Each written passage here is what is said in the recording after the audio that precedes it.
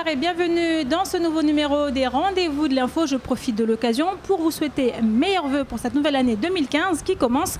Et justement, pour ce numéro, je vais revenir avec mon invité sur l'actualité de l'année 2014 sur une thématique bien précise puisque, vous le savez, prochainement auront lieu les élections cantonales pour choisir les nouveaux conseillers généraux.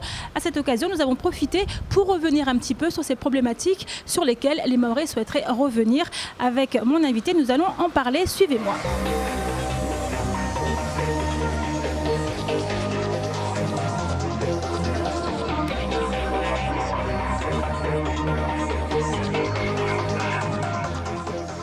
Je viens de retrouver mon invité, il s'agit de Nouriati Chiabidine. Donc Nouriati, vous êtes chef d'entreprise et vous êtes également présidente de l'association Entreprendre au féminin. Nous sommes ici dans vos locaux. Merci à vous Nouriati de nous avoir accueillis. Je vous en prie. Bonjour Amina, bonjour chères auditrices, auditeurs et bonne année. Bonne année 2015 à tout le monde. Merci de le préciser, effectivement, meilleurs vœux à vous qui nous regardez. Donc Nouriati, on va avec vous aborder le sujet en fait de la profession, de l'insertion professionnelle, de la formation professionnelle, mais également de tout ce qui est milieu entrepreneurial. Parce que comme on l'a précisé tout à l'heure, vous êtes chef d'entreprise, nous sommes d'ailleurs dans vos locaux route du commerce. Donc on va commencer Nouriati avec ce sujet. Quand on parle d'emploi, on parle souvent de qualification. Or malheureusement, il se trouve que beaucoup de personnes ne sont pas qualifiées, mais heureusement pour eux, il existe des structures pour les prendre en charge, comme on le voit dans ce reportage. En tenant compte des personnes qui n'ont pas été scolarisées, 71% des 15 ans ou plus n'ont pas de diplôme qualifiant. Une triste réalité propre au 101e département que l'Association des organismes de formation de Mayotte déplore et compte bien relever auprès du président de la République en visite sur l'île au Lagon dimanche. L'AOFM a donc dans un premier temps contacté le ministère de l'Outre-mer qui semble sensible aux prérogatives de l'association. On attend du président qu'effectivement il montre que la formation professionnelle est aussi importante que l'éducation à Mayotte pour prendre en compte les besoins de la population, dont on rappelle que la moitié de la population a moins de 18 ans, qu'énormément de jeunes sortent du système scolaire sans qualification et que le système qui devrait pouvoir qualifier ces jeunes et leur permettre d'accéder à un emploi à Mayotte et ailleurs, c'est la formation professionnelle et qu'il faut lui donner les moyens de le faire. La formation est aussi importante que l'éducation, mais malheureusement un constat alarmant s'affiche. Les jeunes ne seraient pas démotivés par les formations, mais les conditions de vie ne seraient tout simplement pas adaptées. Aujourd'hui, par rapport à l'année dernière, à la même période, on avait quasiment 80% de nos actions de formation qui étaient ouvertes. On avait les stagiaires qui étaient là et les formations se déroulaient plus ou moins bien. Aujourd'hui, en 2014, juin 2014, on n'a que 30% de nos actions de formation qui ont pu ouvrir. Et nos formations sont sur entre 5 à 8 mois, avec des périodes en alternance, en entreprise, en centre. Aujourd'hui, les jeunes, clairement, ils nous remontent le problème, ils n'ont pas les moyens de venir en formation. Les moyens qui leur sont alloués ne correspondent pas aux réalités du territoire. François Hollande sera donc en visite dimanche sur le 101e département et pourrait annoncer des nouvelles, souhaitons-le, intéressantes pour les formations. Si on le voit dans le reportage, apparemment c'est quand même assez problématique ici à Mayotte. Beaucoup de jeunes qui veulent trouver un emploi mais qui n'ont pas de qualification. Est-ce que vous, c'est des situations que vous rencontrez ? Effectivement, c'est des situations qu'on rencontre tous les jours. D'abord, dans mon cabinet d'expertise comptable, nous recevons à plusieurs reprises des CV, mais des jeunes qui ne sont pas qualifiés. Et puis, même dans mon centre de formation aussi, on reçoit des jeunes qui veulent en fait avoir des diplômes pour pouvoir enfin accéder dans le monde du travail. Donc vous avez un centre de formation et qui est axé sur quelle thématique, sur quel domaine principalement ? Alors nous avons deux casquettes dans ces centres parce que c'est une école supérieure de commerce et de gestion de Mayotte, c'est la première, une école privée à Mayotte, et aussi on a en même temps le centre de formation, et pour l'instant le centre de formation va être ouvert bientôt pour justement la validation des acquis, pour préparer les jeunes pour obtenir leur diplôme afin d'accéder dans le monde de travail. Alors, on l'a vu, Nour, dans le reportage, il est question de moyens aussi. Donc, il paraît que les jeunes n'ont pas les moyens de faire ces formations. Mais est-ce que ce n'est pas le serpent qui se mord la queue? Il faut qu'ils se forment, mais on ne leur donne pas les moyens de le faire. Comment ça se passe? C'est assez complexe, effectivement, parce que les jeunes, maintenant, ils sont conscients que sans diplôme, sans formation, ils ne peuvent pas aller dans le monde du travail, ils ne peuvent pas trouver du travail aujourd'hui, et alors qu'ils n'ont pas beaucoup de moyens. Même pour moins de 300 €, ils ne peuvent pas accéder. Donc on compte beaucoup, nous comptons énormément sur l'État, le Conseil général, qui, on espère, mettre en place des aides pour ces jeunes-là pour qu'ils arrivent enfin à faire des formations pour leur avenir professionnel. Donc, admettons, Nouriati, qu'un jeune veuille faire une formation. Quelle démarche il doit entreprendre? Vers qui doit se tourner pour pouvoir accéder à ces formations? Comment ça se passe? Alors, d'abord, il y a le centre de bilan. Et après, il y a plusieurs centres de formation. Il y a aussi la DIECT. Donc, les jeunes, ils doivent d'abord se renseigner auprès de Pôle emploi, auprès de missions locales, auprès de la DIECT, auprès de centres de bilan. Et après, on les oriente vers le centre de formation qui sont mieux adaptés pour eux. D'accord. Et ça peut durer combien de temps? Parce que comme on le sait, à Mayotte, beaucoup de gens déplorent un petit peu le système administratif qui est souvent long. Et quel accompagnement, comment ça se passe? Combien de temps ça peut prendre entre le moment où la personne décide de se former et le moment où elle rentre en centre de formation? Ça peut être très vite. Il suffit qu'ils sachent où aller s'adresser.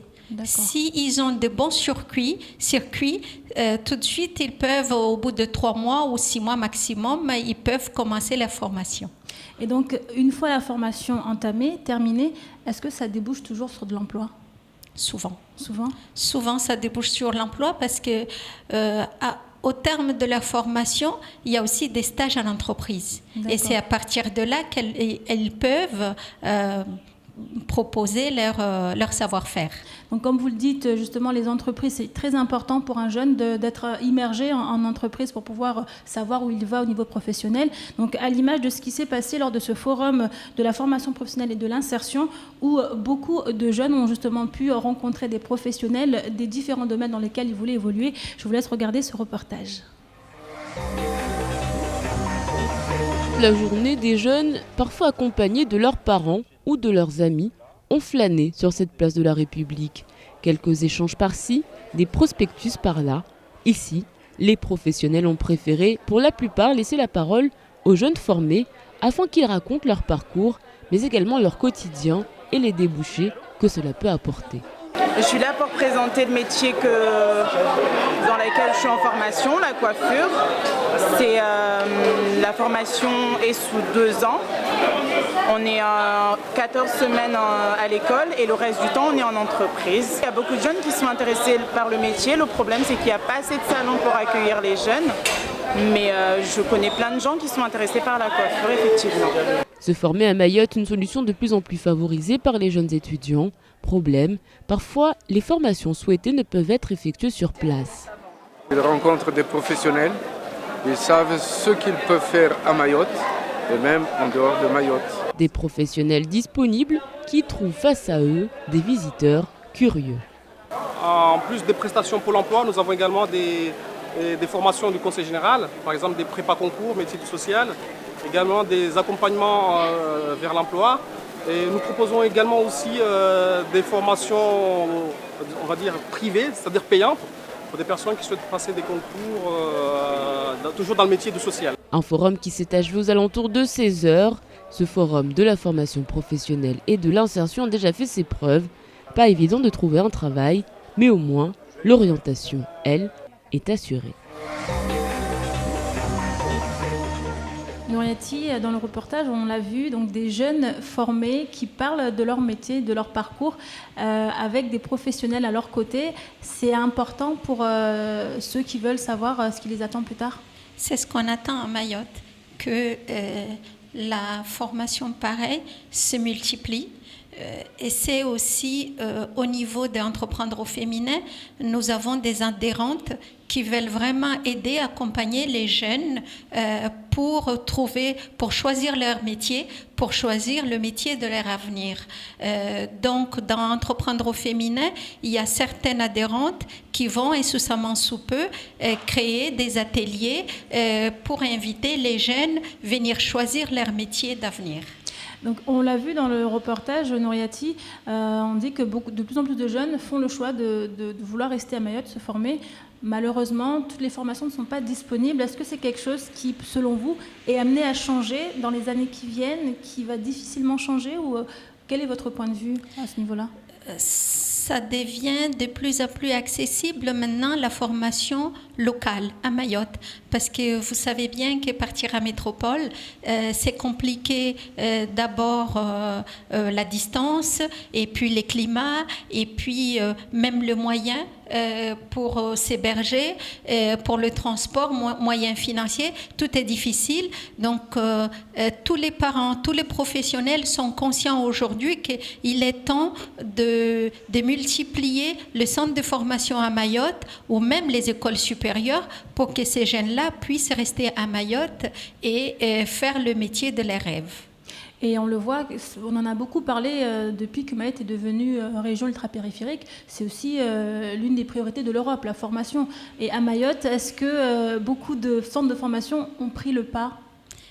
Beaucoup d'entreprises aujourd'hui ont pris le pas de créer le centre de formation. Il y a aussi les professionnels qui ont l'intention d'accompagner les jeunes pour enfin créer des centres de formation à Mayotte ou même des écoles supérieures pour que les jeunes enfin puissent faire le métier de leurs rêves dans l'avenir. Donc, qui dit centre de formation, dit débouché. Est-ce qu'aujourd'hui, à Mayotte, il y a suffisamment d'entreprises pour accueillir ces jeunes-là une fois formés ? Tout est à faire à Mayotte. Oui. Vous savez bien qu'avec la départementalisation, le RUP, avec les développements de Mayotte, il y a encore de la place.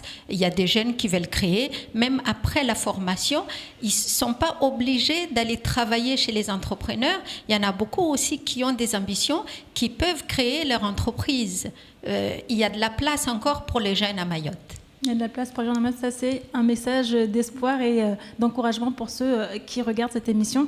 Nouriati, on continue justement donc, à parler de formation. Donc, maintenant, il s'agit d'études supérieures. Donc, on le sait, beaucoup de jeunes restent effectivement à Mayotte, mais d'autres font le choix de partir pour découvrir, on va dire, le monde et voir d'autres choses. À l'exemple de ce jeune homme qui, lui, a fait le choix d'aller faire ses études en métropole et qui dit études à l'extérieur, dit également aide attribuée par les différents organismes ici à Mayotte notamment, comme cette bourse attribuée par la DASU. Mais malheureusement, ce jeune homme n'a pas pu, lors de sa demande, s'est vu opposer un refus. On regarde ce reportage. C'est une première. L'affaire de ce jeune métropolitain vivant à Mayotte avec ses parents pourrait tout remettre en question. En effet, il a déposé auprès de la DASU en 2012 un dossier pour bénéficier lui aussi du complément de bourse alors qu'il devait partir pour un lycée dans l'Hexagone. Mais sa demande a été refusée. Il emmène alors l'affaire devant les tribunaux. Et le 25 février dernier, le juge administratif a rendu son jugement, considérant que l'adolescent était né à Mayotte en 1992, que son père était né sur l'île en 1971 et qu'il était inscrit sur les listes électorales depuis 1997. La Cour a donc estimé que la demande était fondée et c'est pourquoi elle a poursuivi son travail et condamné la collectivité à verser à l'étudiant son complément de bourse. Pour l'heure, il ne s'agit que d'un cas, mais qui pourrait bien faire tache d'huile, car de nombreux étudiants sont susceptibles d'attaquer eux aussi les décisions du Conseil général, refusant l'attribution de l'aide. Des sommes très importantes sont en jeu, car chaque année, le département consacre près de 15 millions d'euros pour ces fameuses bourses, et des centaines de dossiers sont traités à chaque début d'année scolaire. Une première à Mayotte, un étudiant qui porte plainte contre le Conseil général pour non-attribution d'une bourse d'études. Ça vous étonne ? Non, ça ne m'étonne pas. Malheureusement, c'est dommage qu'un étudiant en arrive là. On sait bien que c'est très difficile les conditions d'études en métropole. Nous souhaiterons que nos jeunes qui partent, que le Conseil général ou l'État puissent les accompagner pour qu'ils puissent revenir avec un bon résultat, avec un diplôme à Mayotte. Donc on l'a vu, on le dit ici, le Conseil général attribue ces bourses pour aider les étudiants. Un étudiant qui part, c'est beaucoup de frais et ce genre de cas pourrait concerner beaucoup d'autres étudiants, n'est-ce pas ? En tant que parent, je rencontre plusieurs élèves, plusieurs étudiants qui ont le même problème. D'abord le problème de logement, problème de non-accompagnement tout simplement. Ils arrivent à métropole, ils ne connaissent même pas les villes, ils ne savent pas comment faire, les démarches administratives. Donc l'accompagnement, ce n'est pas que financier. Nous souhaiterions bien, en tant que parents, en tant que professionnels, ces étudiants soient accompagnés financièrement, mais aussi soient accompagnés physiquement, orientés pour qu'ils puissent avoir de bonnes conditions pour réussir. Oui, parce que sans bonnes conditions, c'est l'échec assuré. Et comme on l'a vu, beaucoup de ces étudiants qui partent, on le voit après, les résultats ne sont pas forcément ceux attendus par le département, puisque un taux d'échec assez élevé. Pour vous, quand vous parlez d'accompagnement, sous quelle forme notamment ? Alors, j'ai eu la chance d'inaugurer la Maison de Mayotte, le Conseil général à Paris, au mois d'octobre dernier, et j'ai vu qu'il y a de la place, j'ai vu qu'il y a du personnel. Il serait souhaitable que les étudiants mahorais, quand ils partent à métropole, surtout ceux qui s'arrêtent à Paris, qui soient accueillis par le Conseil général, par la Maison de Mayotte, accompagnés. On leur laisse des salles aussi disponibles pour qu'on puisse les renseigner, pour qu'on puisse les accompagner. C'est dans ce sens-là que j'ai dit. Donc, donc là, vous parlez de cette structure qui est à Paris, mais pour ces étudiants, en fait, qui sont en province, c'est encore plus compliqué. C'est vrai, c'est encore plus compliqué quand ils sont en province, mais aussi il y a les associations mahoraises, les associations des étudiants, les associations des parents, d'élèves, des étudiants. Ça sera mieux qu'à Mayotte, avant le départ, qu'il y a aussi une maison d'accueil, une maison d'orientation pour les Mahorais, et qu'on leur donne tous les coordonnées pour que quand ils arrivent à n'importe quelle ville à métropole, ils savent comment faire. Et donc souvent, les jeunes choisissent leur propre orientation une fois le bac en poche. Est-ce qu'il ne faudrait pas aussi également envisager sur place des possibles réorientations, notamment en fonction du niveau ? Parce que le niveau à Mayotte, on le sait, n'est pas le même qu'en métropole. Donc beaucoup d'élèves se retrouvent confrontés à ça, à un niveau qu'ils n'arrivent pas forcément à suivre. Exactement. Nous en avons parlé à plusieurs reprises. Nous souhaiterons que les étudiants, les bacheliers, quand ils ont leur bac, qu'ils restent quelques mois ou une année pour la remise à niveau, pour l'orientation, et après, au bout d'un an de cette formation, de l'accompagnement, quand ils partent à métropole, ils sont sûrs que la remise à niveau a été faite, le choix, il est bien orienté, et ce n'est qu'une réussite pour les étudiants. Et qu'est-ce qui empêche ce genre de choses aujourd'hui ? C'est d'abord, ni les parents ni les étudiants, ils ne l'ont pas passé avant, mais compte tenu des résultats médiocres qu'on a à Mayotte, c'est cette année, enfin moi de mon côté, il n'y a que cette année que nous avons vraiment constaté à travers la première école supérieure que nous avons ouverte, et c'est là où nous avons vu que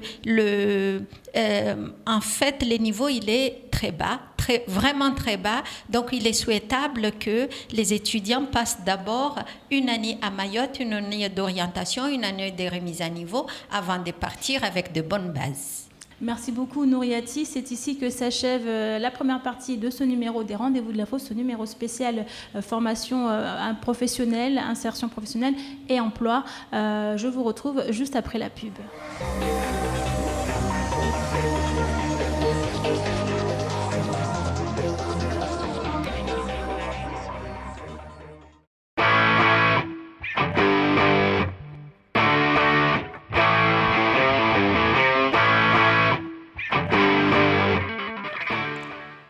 Bonjour et bienvenue sur Un mot, un signe. Aujourd'hui, on continue sur la politesse. Swafia va nous montrer comment on signe Oui. Comment tu fais? Tu prends le pouce et l'index, tu fais un rond et une virgule. On le refait ensemble? Et comment on fait, non?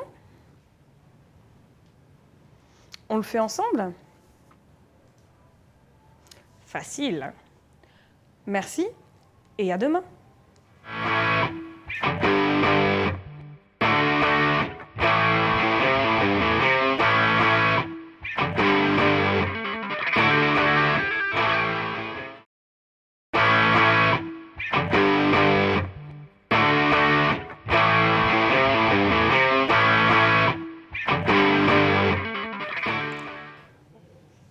Bonjour et bienvenue sur Un mot, un signe.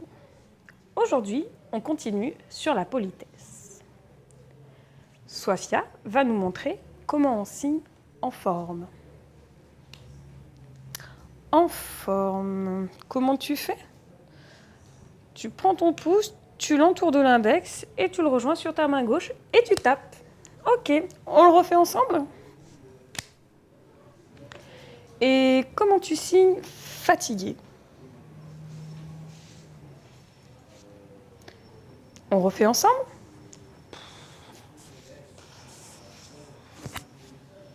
Merci et à demain!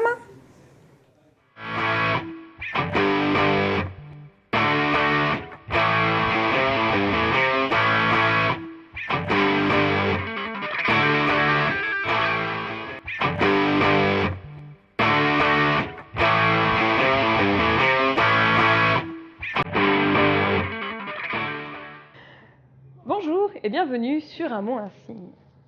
Aujourd'hui, on continue sur la politesse. Sofia va nous montrer comment on signe « s'il te plaît ». S'il te plaît. Comme ça? Et comment on signe « pardon ». Pardon, les deux mains l'une sur l'autre et on tourne. On le refait ensemble? Merci et à demain.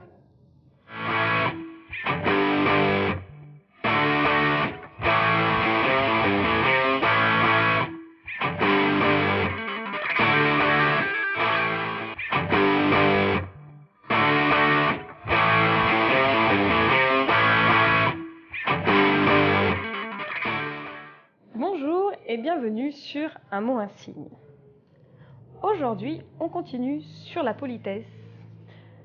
Sofia va nous montrer comment on signe « merci ».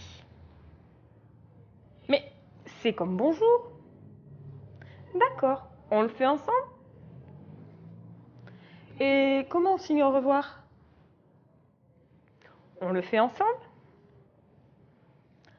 Merci et au revoir.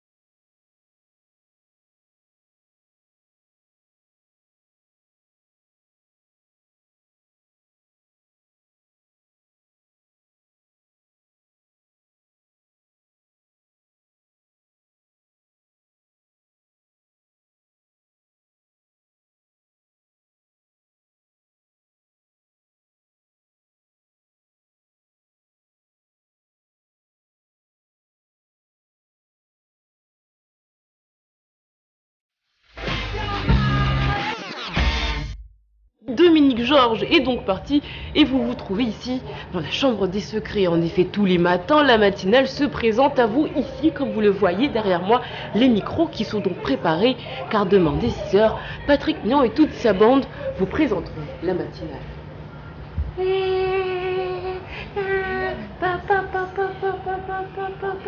Incroyable, magnifique, grandiose. Ici, ce petit canapé, vous ne le reconnaissez pas? Et pourtant, c'est ici que la première Miss Mayotte, Maria Massani, a posé son petit popotin. Et oui.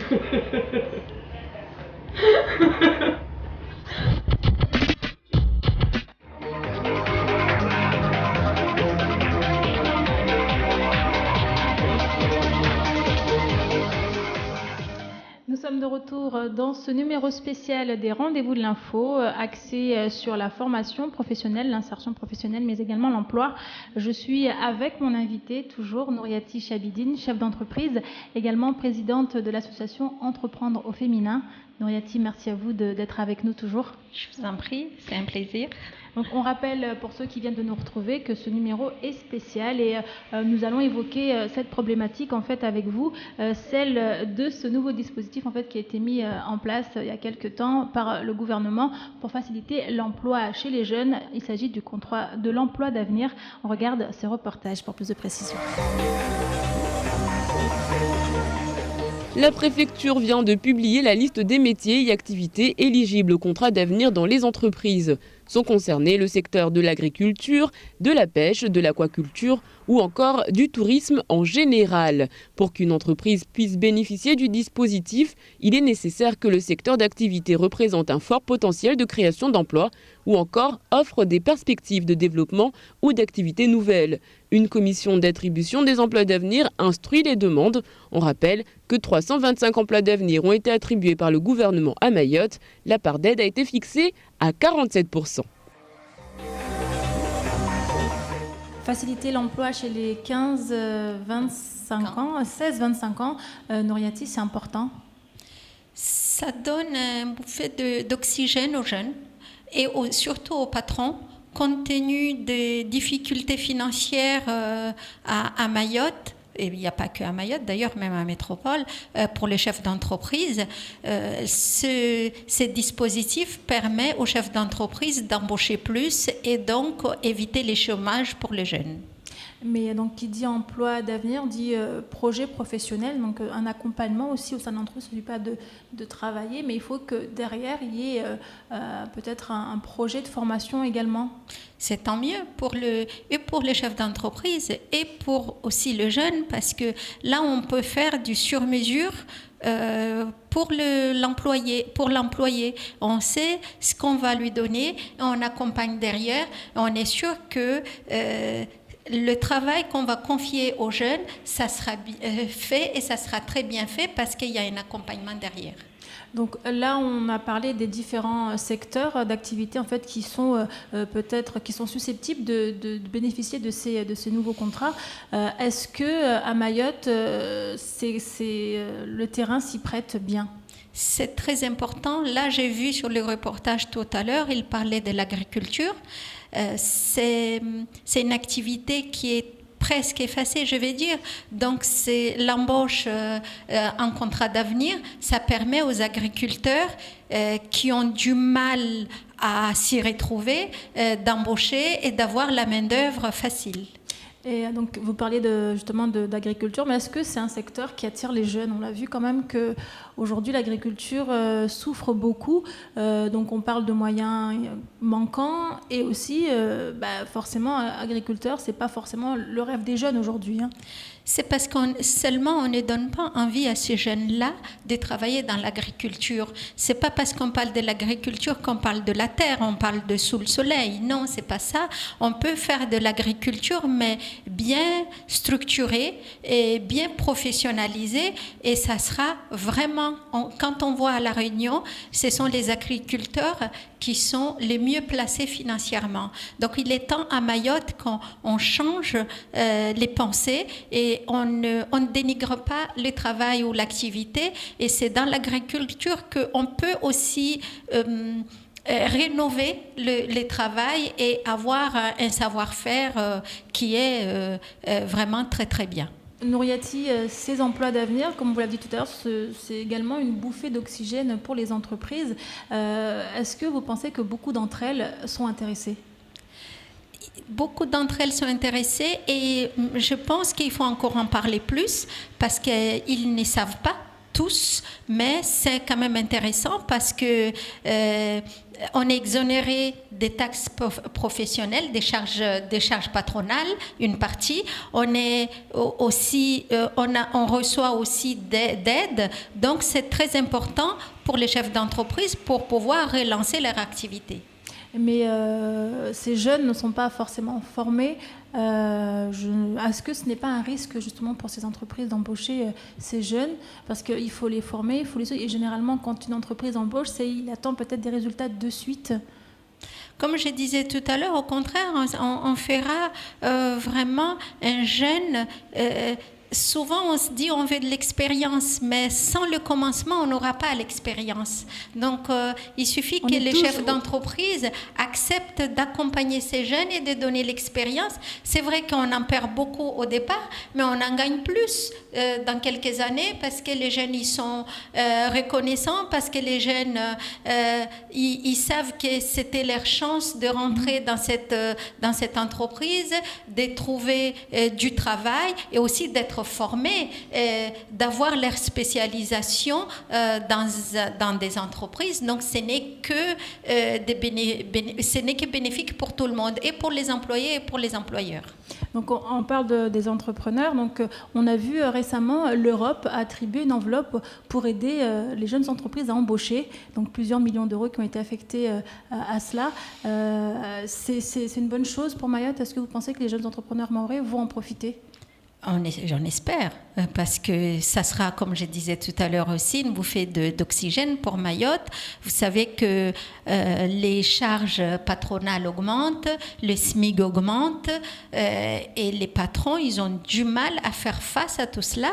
Donc, d'abord, le contrat d'avenir, ces dispositifs, fera du bien aux employeurs, mais aussi cette aide va vraiment aider les employeurs pour faire face à toutes les charges qui arrivent, et surtout la fiscalité qui n'était pas à Mayotte, qui vient d'arriver cette année. Qui pèse énormément sur ces entreprises. Sur ces entreprises, effectivement. On continue, Nouriati, avec toujours au monde des entreprises, donc avec cet événement qui avait marqué les esprits, qui avait provoqué la colère de beaucoup d'entrepreneurs, celle de la fermeture du greffe du tribunal de commerce. C'était en septembre 2013, une fermeture qui a duré plusieurs mois. On regarde ce reportage. Entrepreneurs, entrepreneuses, votre mésaventure n'est pas terminée. Le greffe du tribunal de grande instance de Mamoudzou, principal fournisseur de l'attestation dite Cabis, est fermé depuis plusieurs semaines. Une fermeture qui pose problème aux entreprises de l'île. En effet, ces dernières ne peuvent postuler à des marchés publics si elles ne fournissent cet extrait qui doit dater de moins de 3 mois. Effectivement, c'est un souci très important pour l'économie mahoraise, que ce soit pour les créations d'entreprises ou tout simplement pour le renouvellement des documents administratifs. Il va être, je pense, trouver une solution très rapidement. Autre inconvénient, un système d'urgence qui pourtant avait été installé afin de pallier la première contrainte ne fonctionne pas non plus. Le nouveau président du MEDEF, Laurent Havé, investi il y a peu de temps, a adressé un communiqué daté du 20 janvier à la présidente du TGI, Marie-Laure Piazza, afin de déplorer ce désagrément. Il tente cependant de rassurer les entrepreneurs de l'île. Je dois rencontrer la semaine prochaine la présidente du tribunal pour trouver une solution très rapide à ce problème. Il est évident que ces dernières semaines, ces derniers mois, beaucoup d'entreprises commencent à être pénalisées, notamment pour répondre aux appels d'offres, pour le renouvellement à la banque, pour tout un tas de choses. Donc je pourrais vous en dire plus, mais je suis persuadé qu'on va trouver une solution très très rapidement à ce problème. À noter également un bug du côté de la sécurité sociale, où les attestations sont déposées pour une mise à jour administrative. Selon nos informations, une panne informatique ce matin aurait entraîné une anomalie du système. L'organisme contacté a confirmé cette irrégularité, mais a annoncé depuis l'avoir régularisée, pour un retour à la normale lundi matin. Un greffe du tribunal fermé pendant plusieurs mois qui a quand même causé beaucoup de dégâts au sein de certaines entreprises, puisqu'on le sait, l'attribution même du cabis a été bloquée, et on sait que sans cabis, beaucoup d'entreprises ne peuvent pas travailler. Oui, ça fait très très mal aux entreprises existantes, mais surtout aux jeunes créateurs d'entreprises. Leur compte en banque est bloqué, ils n'ont pas de chéquier, ils ne peuvent pas faire de mouvements financiers tant qu'ils n'ont pas l'extrait cabis. Ça fait mal. Pour les BTP, pour l'appel d'offres, sans les cabis, ils ne peuvent pas déposer moins de 3 mois. Donc ça fait très très mal à l'économie mahoraise, pas seulement aux chefs d'entreprise, mais à l'économie mahoraise. Donc il est temps, on est en janvier 2014, on espère vraiment qu'ils tiennent leur délai, qu'ils ouvrent ce mois-ci pour que enfin ces problèmes des greffes soient résolus. Donc c'est quand même étonnant qu'à Mayotte, un greffe soit fermé et que cela bloque les entreprises. Cette situation n'aurait pas pu être anticipée ou peut-être trouver une solution alternative?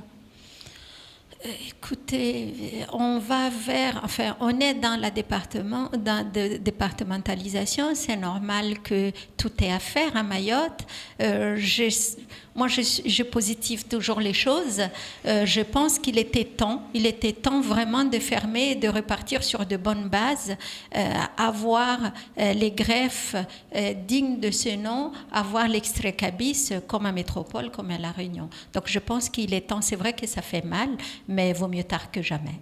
Donc on a vu beaucoup d'entrepreneurs, beaucoup notamment d'associations d'entrepreneurs, donc notamment la CGPME, étaient montés au créneau pour justement pointer du doigt cette situation. Est-ce que vous, dans votre activité au quotidien, vous qui travaillez avec des entrepreneurs, est-ce que certains sont venus vous voir pour se plaindre et comment ça s'est passé concrètement, vous, dans le cadre de vos activités, Nouriati ?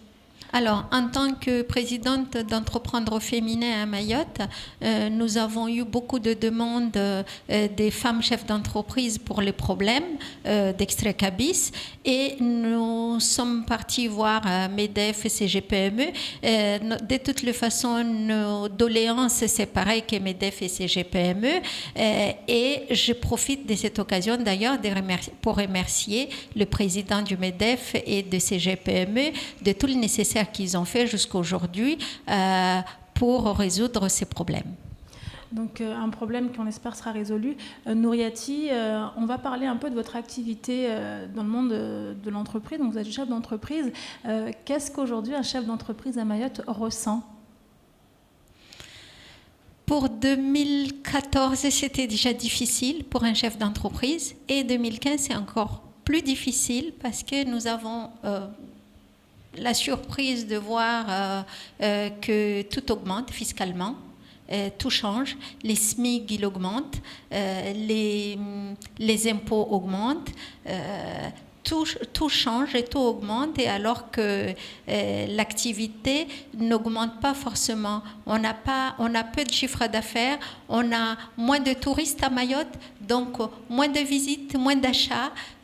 C'est très très difficile. Il est temps que l'économie soit relancée à Mayotte. Il est temps que les touristes viennent en masse à Mayotte pour relancer l'économie mahoraise. Donc, dans quelques semaines, on procédera au renouvellement, notamment des élus en fait, au sein du Conseil général. Donc, une échéance quand même assez importante ici à Mayotte et que beaucoup de Mahorais attendent. Si vous aviez notamment des vœux à faire passer à ceux qui vont être élus prochainement, quels seraient-ils, Nouriati ?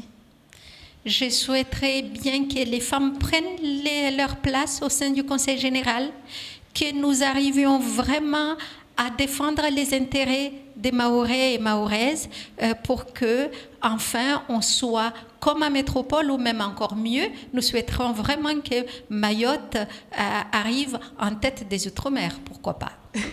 Et concernant justement le monde des entreprises, s'il fallait vous demander de nous dire par exemple une mesure que vous souhaiteriez voir prendre par nos prochains élus, quelle serait-elle ?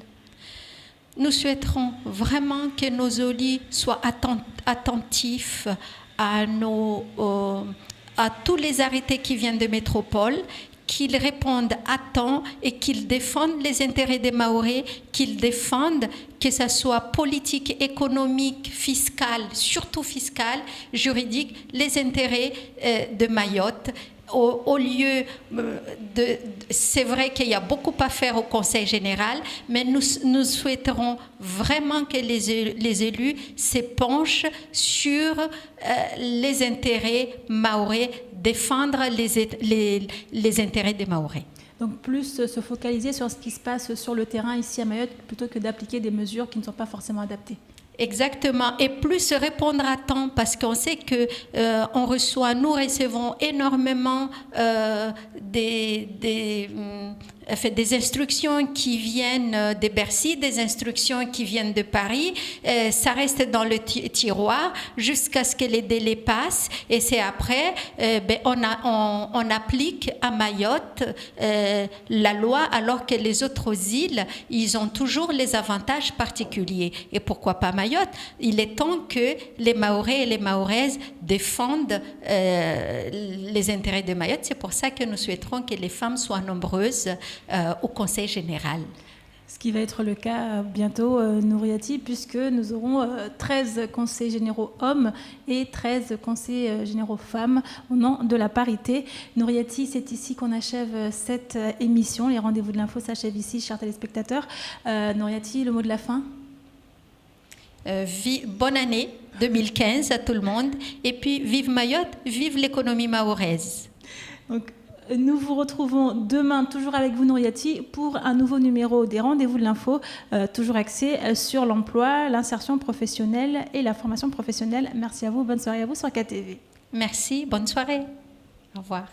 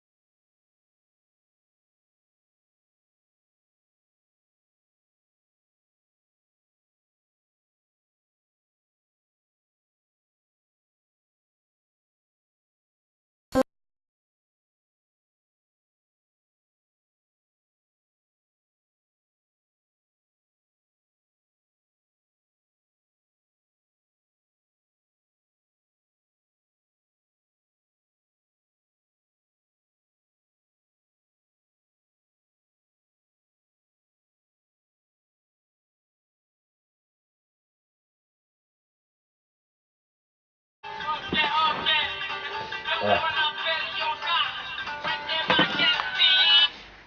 Oui, allô? Slomis, bien ou quoi? Ouais, ça va, je viens de me réveiller là. C'est quoi les bails? Comment? À la télé? Non, j'ai pas fait ça. Tu sais, j'ai pas la télé chez moi. Là, je peux me connecter sur... pour voir ça. Attends, j'avais...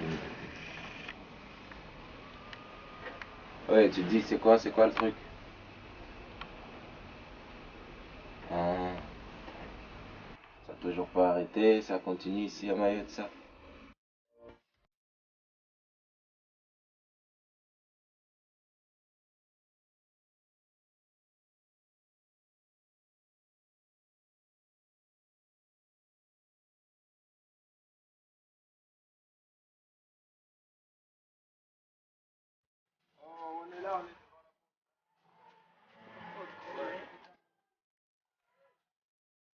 On est arrivé, posé, en direct, studio 10-15. Ça va se passer. Bonne quoi, restez branchés. Restez assez haut. Le montage. Alors, les gens. Le radio 10-15. Voilà. Les gens.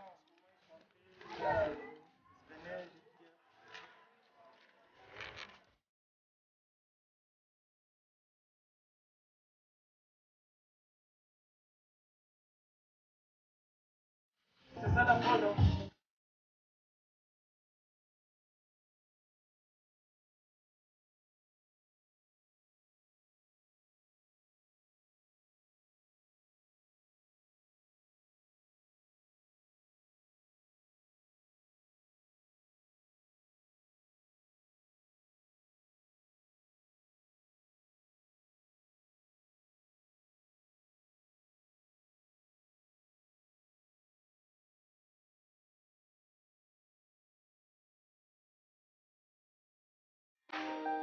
Un petit posé, c'est bon. En premier, il fallait un gars qui pose en premier. Tous les gars, ils ont peur. Ils ont peur. Tu es obligé de partir en premier. Ouais.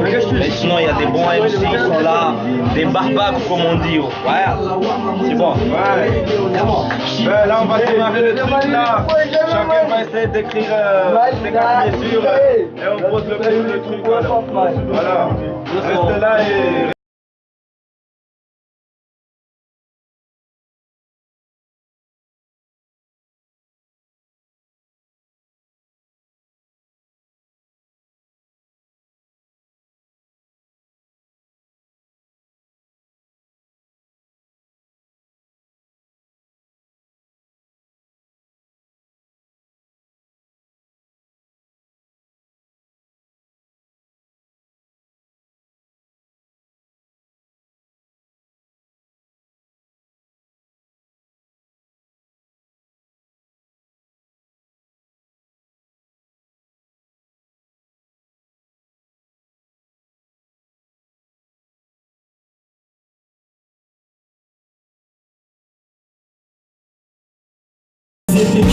Ça parle avec des bruits, ça concentre non plus. C'est tous à la peine, mais prétendent tous ne pas avoir pu.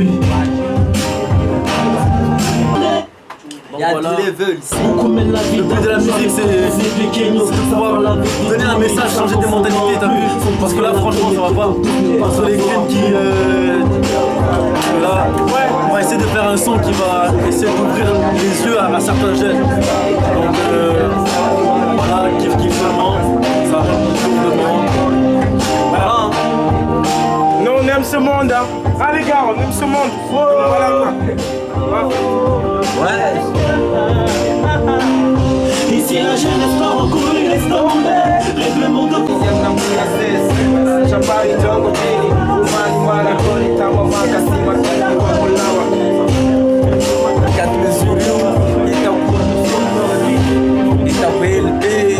mal parce que c'est mal. On est nombreux. C'est le bonbonnet quoi. On va montrer qu'on est là. Gan Kelly, Fassi Kelly, Pamanti, Mamoudou, Diab, le bonbonnet. Donc voilà.